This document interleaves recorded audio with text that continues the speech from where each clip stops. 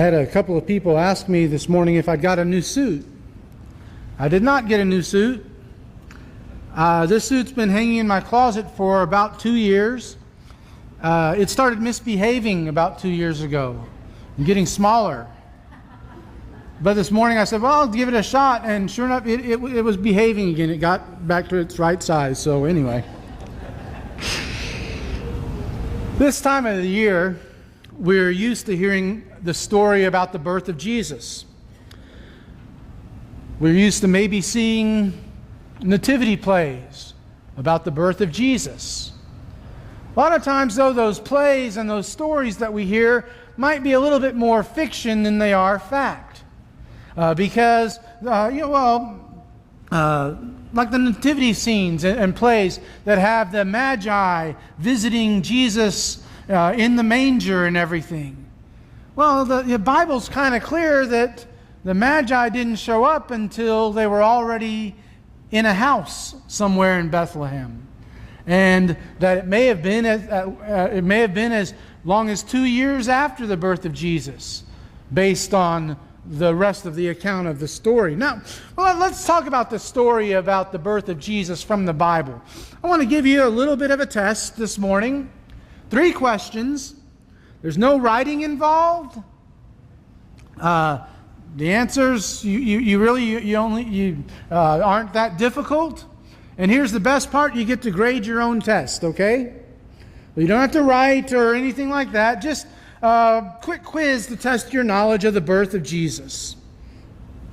First question. We mentioned the Magi a moment ago. Which gospel writer tells about the Magi coming from the east? That would be Matthew.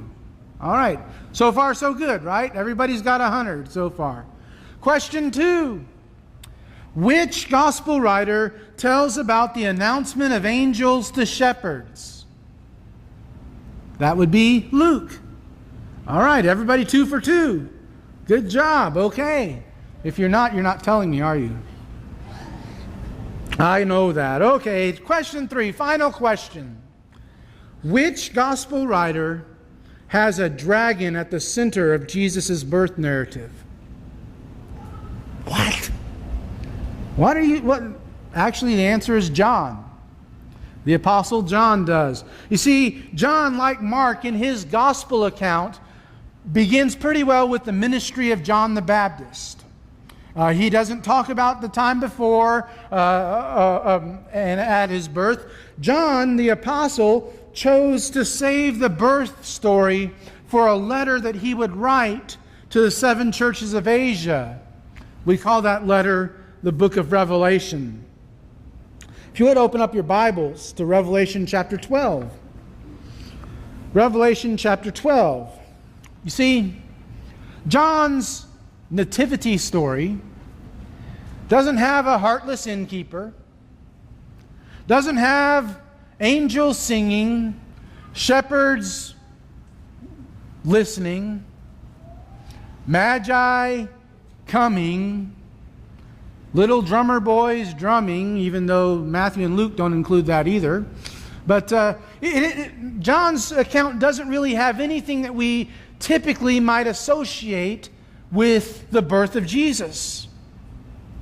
But what John's story does have, though, is a dragon. So it's got a little bit of an edge to it, we might say. Let's turn our attention to John's account of the birth of Jesus. If you would follow along as I read Revelation 12, verses 1 through 17. And a great sign appeared in heaven, a woman clothed with the sun, with the moon under her feet, and on her head a crown of 12 stars. She was pregnant and was crying out in birth pains in the agony of giving birth. And another sign appeared in heaven. Behold, a great red dragon with 7 heads and 10 horns, and on his heads 7 diadems. His tail swept down 1/3 of the stars of heaven and cast them down to the earth. And the dragon stood before the woman who was about to give birth, so that when she bore her child, he might devour it. She gave birth to a male child, one who is to rule all the nations with a rod of iron. But her child was caught up to God and to his throne. And the woman fled into the wilderness, where she has a place prepared by God, in which she is to be nourished for 1,260 days. Now war arose in heaven, Michael and his angels fighting against the dragon. And the dragon and his angels fought back, but he was defeated, and there was no longer any place for them in heaven. And the great dragon was thrown down, that ancient serpent who is called the devil and Satan, the deceiver of the whole world. He was thrown down to the earth, and his angels were thrown down with him. And I heard a loud voice in heaven saying, now is the salvation and the power and the kingdom of our God and the authority of his Christ have come. For the accuser of our brothers has been thrown down, who accuses them day and night before our God. And they have conquered him by the blood of the Lamb and by the word of their testimony. For they loved their lives, they loved not their lives even unto death. Therefore rejoice, O heavens, and you who dwell in them. But woe to you, O earth and sea, for the devil has come down to you in great wrath, because he knows that his time is short. And when the dragon saw that he had been thrown down to earth, he pursued the woman who had given birth to the male child. But the woman was given the 2 wings of the great eagle, so that she might fly from the serpent into the wilderness, to the place where she is to be nourished for a time and times and half a time. The serpent poured out water like a river out of his mouth after the woman, to sweep her away with a flood. But the earth came to the help of the woman, and the earth opened its mouth and swallowed the river that the dragon had poured from his mouth. Then the dragon became furious with the woman, and went off to make war on the rest of her offspring, on those who keep the commandments of God and hold to the testimony of Jesus. So in John's nativity play, naturally when you're going to do a play of this sort, you have to determine the roles that are involved, and the main characters, if you will. And in John's nativity play, the first main character is a woman. A woman who is somewhat special, and if you start to look at the description of her from John's account, you know how special she really is. We begin with her appearance. Notice that she is clothed with the sun. The moon is under her feet, and she has a crown of 12 stars on her head. And you might say, that doesn't really sound like any normal woman, any ordinary woman. And you're right, this isn't an ordinary, normal woman. One thing else we need to understand about her from her description, she is very pregnant. And when I mean very pregnant, I mean she's about to not be pregnant anymore, because she's about to give birth. Okay, she is about to give birth, and so she cries out in pain as she is about to give birth. Excuse me. From her actions and her activity, well, the first thing, obviously, she gives birth. She gives birth, and we'll talk more about the child she gives birth to in just a few moments. But then after she gives birth, she fled into the desert, where she would be cared for by God. Now, when we talk about Revelation, many times we always want to know what's really going on, what this is really talking about. So what is the identity of this woman? Well, quite honestly, there are several options that we can look at and that we could maybe see here. Some folks say that it's Mary, because of how the son or the child she gives birth to is interpreted later on. But if we say that this woman is Mary, some other stuff that happens in the narrative doesn't fit. And really, Mary is probably too narrow of an interpretation for the woman. Other commentators may say that it is the nation of Israel as a whole. That Jesus came from the nation of Israel, and so the nation of Israel could have been said to have given birth to him. But again, that's a little bit too narrow. Besides, when you get down to verse 17, and it talks about the dragon making war against the rest of her offspring, that kind of sort of messes up the whole possibly nation of Israel. Some would say that this is the church. But the church is not ever mentioned to be the mother of Christ, but the church is the bride of Christ.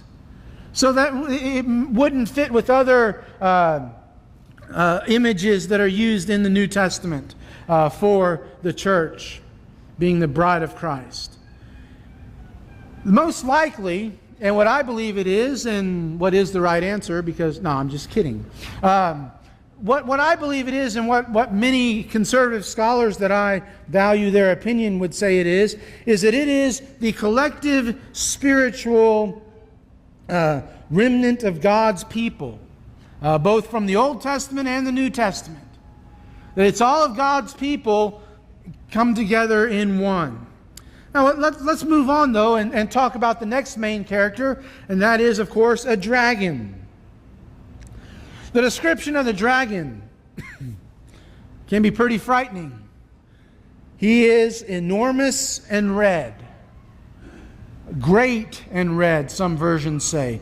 And this dragon has 7 heads, signifying power, and 7 diadems or crowns, signifying authority.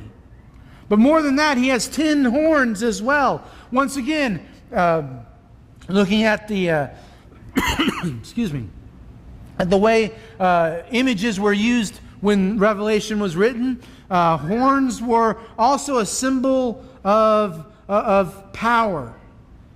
So this dragon is incredible in power and in appearance. The dragon's activity and intention is also worthy of note. Notice, first thing that we're told is that he swept 1/3 of the stars out of the sky, and they fell down to earth. Now, this imagery right here shows us how important it is that we understand that Revelation is written in symbols.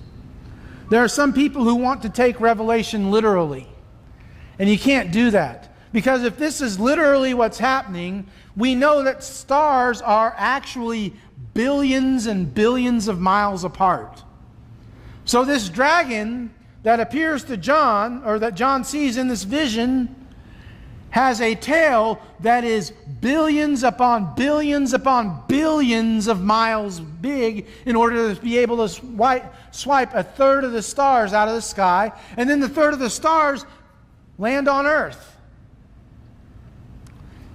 The stars are numberless. If even one star, the closest star to the earth, that'd be the sun, by the way. If the sun landed on the earth, what's going to be left of the earth? Absolutely nothing. Okay? So it's important to understand this is symbolic, okay? It's written symbolically, and this is an illustrative of Revelation's symbolism. Sweeping 1/3 of the stars out of the sky with his tail is bad enough. But what the dragon's intentions are next is really bad.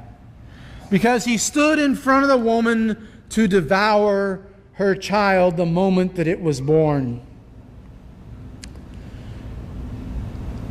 So who is this dragon? What is the dragon's identity?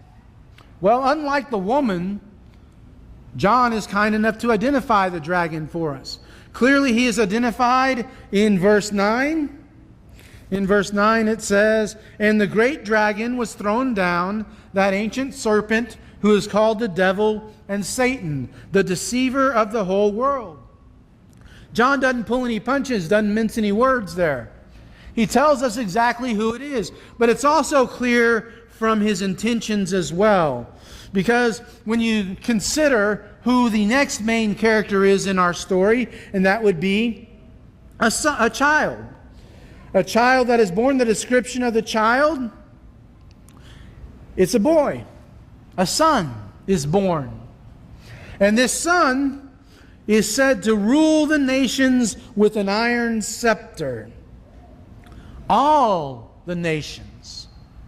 This son that was born was going to have a truly worldwide kingdom. Okay. What about the activity of this son? Well, what can a newborn baby do? Well, one thing he was able to do is he was snatched up to God. Why was he snatched up to God? Because the dragon's right there waiting to devour him the moment that he's born. But before the dragon can act, the child, the son, is snatched up to God, and thus the dragon's plan was thwarted. And the dragon's plan fails. What about the identity of this child? Well, that's kind of an easy one, isn't it? This child is Jesus. It has to be Christ. And there is absolutely nobody else that it could be.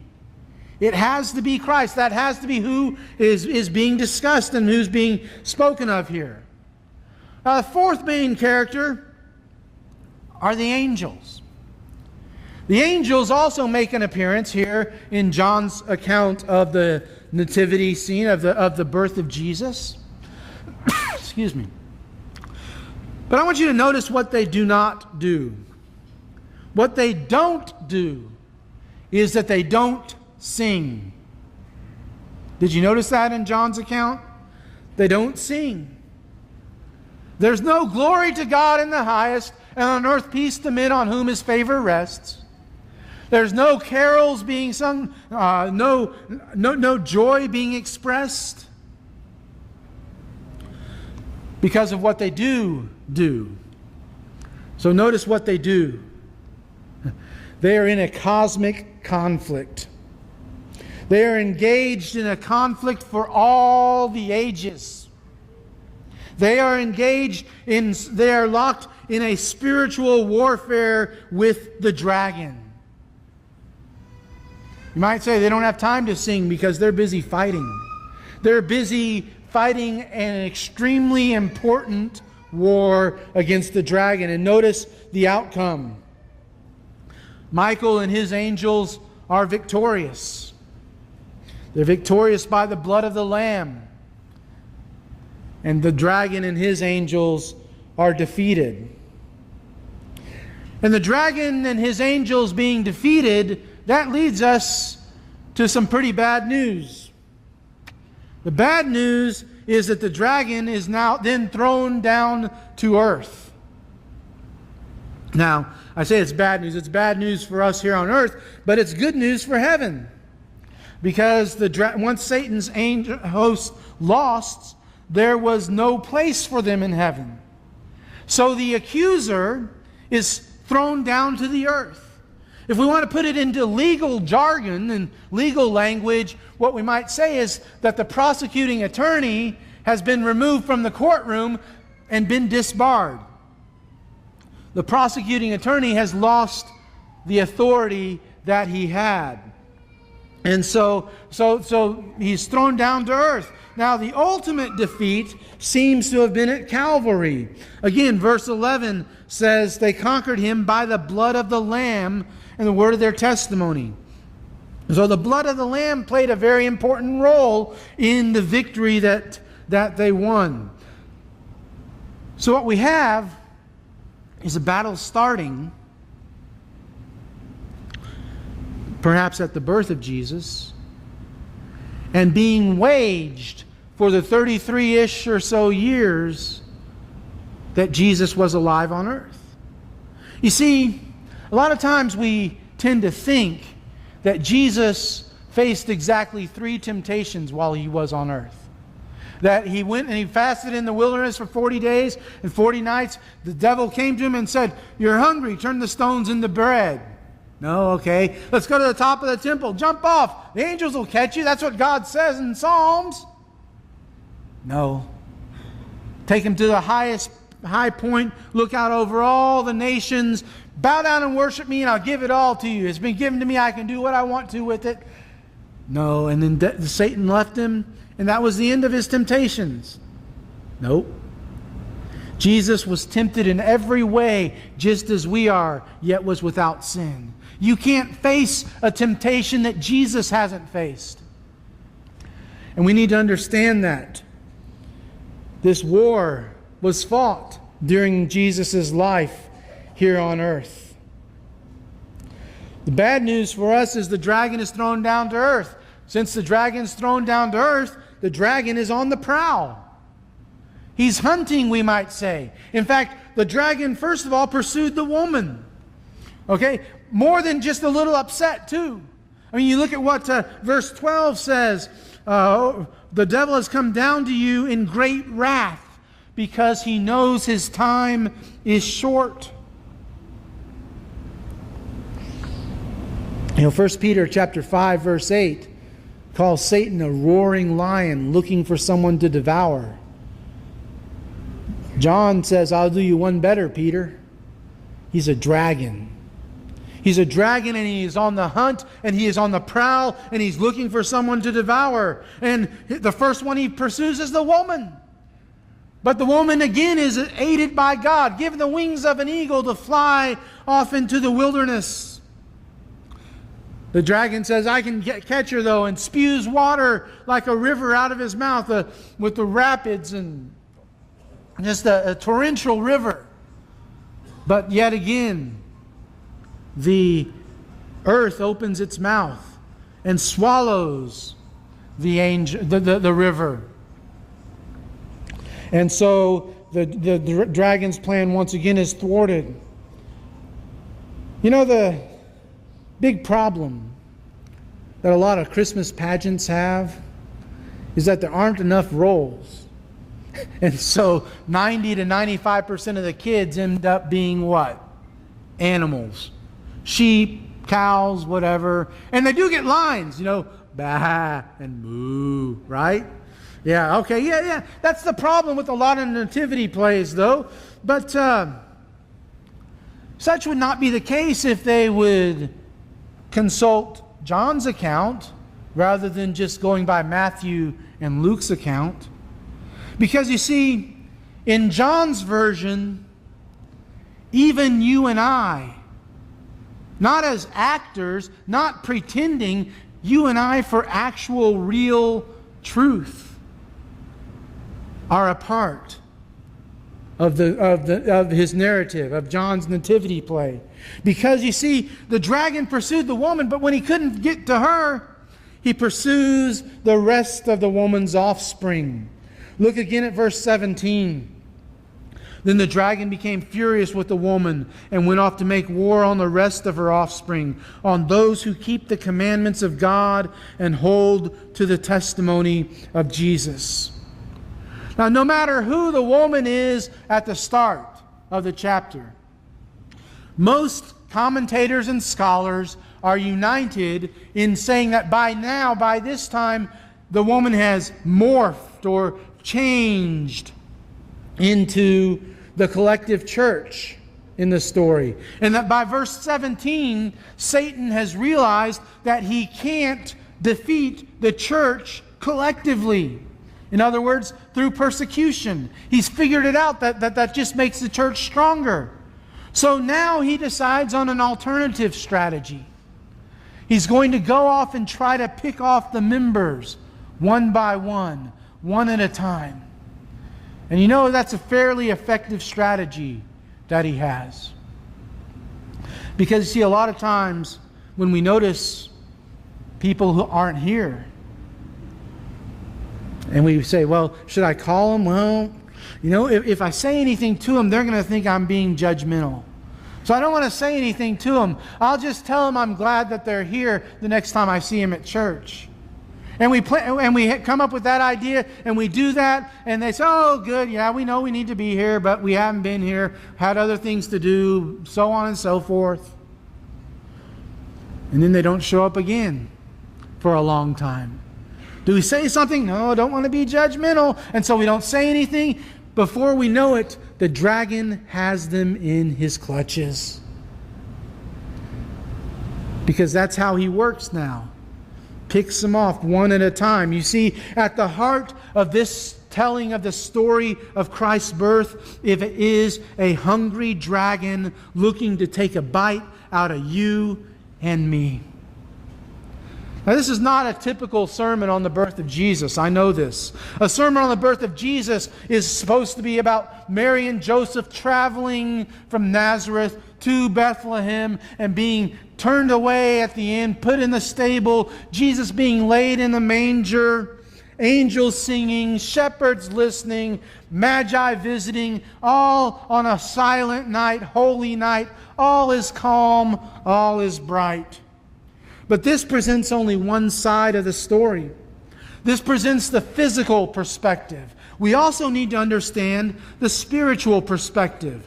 Why the difference? Well, because there are two perspectives.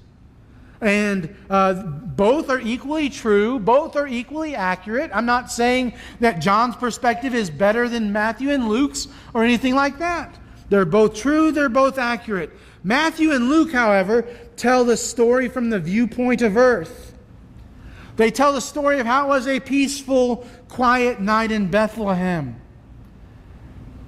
and how shepherds in the fields had their quiet night interrupted by an angelic birth announcement. And the visiting shepherds and magi. Matthew does, however, go out on a limb. He does mention, a little bit of excitement, how Herod's response to the birth of Jesus, and how Herod's response specifically to a king being born in his territory. More than that, to a king that is called the King of the Jews, which is a title he had fought and bought from the Roman Senate to give to him the title King of the Jews. And Herod can't have any of that. And so he flies into a murderous, sociopathic rage, has all the baby boys 2 years old and under killed in the town of Bethlehem. Perhaps, just perhaps, that coincides with John's account of the dragon awaiting the birth of the child. Maybe Herod was being used by Satan to take Jesus out soon after he was born. Matthew and Luke tell the story from the viewpoint of earth. John tells the story from the viewpoint of heaven. In John's version, the serenity of a silent night dissipates into the sound of battle, into the sound of a war. And in this war, there is no Christmas truce, no Christmas armistice, no Christmas peace. Jesus' birth is the reason for the war. God came down into Satan's domain to face the dragon on his own turf. Satan was not about to let that happen without a fight. And so Satan used everything in his power. He used Joseph. Did you remember that? When Matthew tells us that when Joseph found out that Mary was pregnant, and it was before they had come together as a married couple, what does Joseph contemplate doing? Divorcing her. If he divorces her, she's going to be an outcast. If he divorces her, she's going to have some stress added to her already fairly stressful life, and it might result in a miscarriage. But Satan's plan was thwarted. Satan used Herod, killing all the baby boys 2 years old and under in Bethlehem when the Magi came and told them about when they saw the star. Satan's plan didn't work. Caused a lot of heartache, caused a lot of grief, but it didn't work the way he wanted it to. Satan used Judas. Satan used Pilate. Satan used everything in his disposal, but each one failed. All the fury of hell would be released against the child born that silent night. You see, as Jesus was laid in a manger in Bethlehem, perhaps 10 or so miles away, just outside the city of Jerusalem, a tree grew straight and strong. And in 30 some odd years, that tree would be cut down and it's wood fashioned into the form of a cross. And that cross would become the ultimate Christmas tree.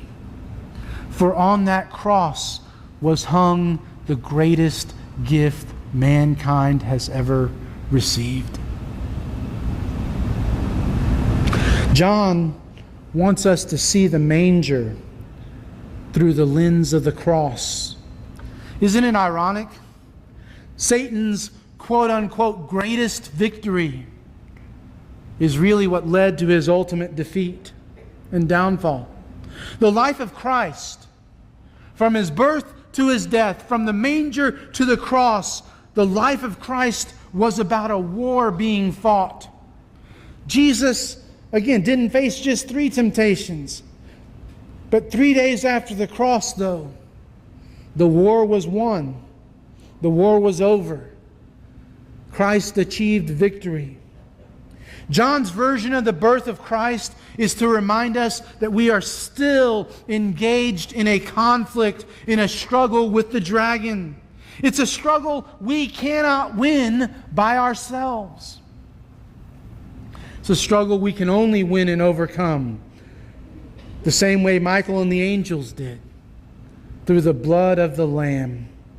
All that's left is for us to claim the victory that Jesus won. So may I ask, have you claimed that victory? Have you claimed the victory that Jesus won when He died on the cross and then 3 days later rose from the dead? If you haven't claimed that victory, oh, you need to. You need to now before it's too late. You need to now because we're not guaranteed we'll have another opportunity. How do you claim that victory? Well, you claim that victory initially by being immersed in the waters of baptism for the forgiveness of your sins. If you've never done that, if you've never made that decision that you want Jesus to be Lord of your life, now is a perfect opportunity for you to do so. After that, we have to live a life of faithful service. Maybe that's where you've fallen short a little bit. You haven't claimed that victory fully and wholly because you haven't been living your life fully and wholly for Jesus. If so, now's the time to make changes. Maybe that involves a private response where you're at. Maybe it involves a public response, asking the church here to pray with you and to pray for you. Whatever that response is, don't leave here without making things right between you and God. Don't leave here without claiming the victory that Jesus won for you. If we can help you through a public response to do so, then won't you come to the front now as we stand and sing together.